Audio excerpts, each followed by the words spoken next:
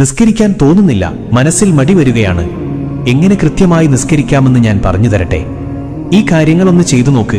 ഇൻഷാ അല്ലാഹ് നിസ്കരിക്കാനുള്ള മടി നമ്മിൽ നിന്നില്ലാണ്ടാവും. 1. ബാങ്ക് കൊടുക്കുന്ന സമയം നമ്മൾക്ക് തോന്നും ഇനിയിപ്പോ നിസ്കാരം പിന്നെ ആക്കാമെന്ന്. ആ ചിന്ത വരാതെ നോക്കുക. അങ്ങനെ വന്നാൽ ഉറപ്പിക്കുക ശൈത്താൻ നമ്മെ പിഴപ്പിച്ചുകൊണ്ടിരിക്കുന്നു എന്ന്. 2. പരമാവധി ബാങ്ക് കൊടുത്ത സമയത്ത് തന്നെ വുളു എടുക്കാൻ ശ്രമിക്കുക. 3. നിസ്കാരം ഒരു ഭാരമായി കാണാതിരിക്കുക. കാരണം നാളെ നമ്മുടെ ഖബറിലെ കൂട്ടുകാരൻ നിസ്കാരമാണ്.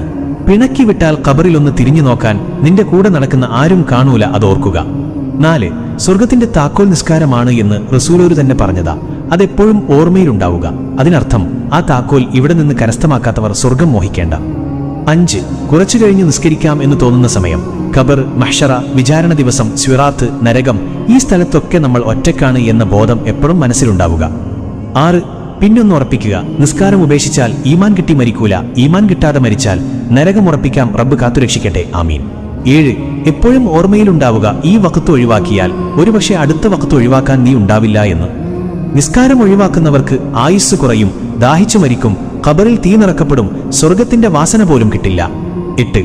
എപ്പോ നിസ്കാരം ഒഴിവാക്കണം തോന്നുമ്പോഴും ഓർത്തോ, നീ നിസ്കാരം ഒഴിവാക്കി സമ്പാദിക്കുന്നതൊന്നും നിനക്ക് ഉപകാരപ്പെടില്ല, നഷ്ടങ്ങളല്ലാതെ. 9. റബ്ബിനോട് ഇടയ്ക്ക് ദുആ ചെയ്യുക, മനസ്സ് നന്നാക്കി തരാനും നിസ്കാരത്തിൽ കൂടുതൽ ശ്രദ്ധ കിട്ടാനും. 10. ആയത്തുൽ കുർസി ഓതുക. ഇപ്പൊ നിസ്കരിക്കണ്ട, പിന്നെ നിസ്കരിക്കാമെന്ന് തോന്നുന്ന സമയമൊക്കെ ശൈത്താന്റെ കെണിയിൽ നിന്നും രക്ഷിക്കും. 11. എപ്പോഴും ഓർക്കുക, നിസ്കാരം അത് ഏതൊരു കാര്യത്തിന്റെയും അടിത്തറയാണ്. ആ അടിത്തറയില്ലെങ്കിൽ ജീവിതം തകിടം മറിയും. 12. ദിവസവും ഒരു 10 വട്ടമെങ്കിലും സ്വലാത്തുൽ ഫാത്തിഹ പതിവാക്കുക. ഇത് മനസ്സിനെ നന്നാക്കും. ഇങ്ങനെയൊന്ന് ചെയ്തു നോക്ക്, ശരിയാവും ഇൻഷാ അല്ലാഹ്. മറ്റുള്ളവർക്കും ഇത് അയച്ചു കൊടുക്കണേ ഹബീബേ. ചിലപ്പോൾ നിങ്ങൾ കാരണം അവരും നന്നായാലോ, നിങ്ങൾക്കും അതിന്റെ പ്രതിഫലം കിട്ടില്ലേ? അല്ലാഹു നമ്മുടെ അമലുകളെല്ലാം സ്വീകരിക്കട്ടെ, ആമീൻ യാ റബ്ബൽ ആലമീൻ. അസ്സലാമു അലൈക്കും വറഹ്മത്തുള്ളാഹി വബറകാതുഹു.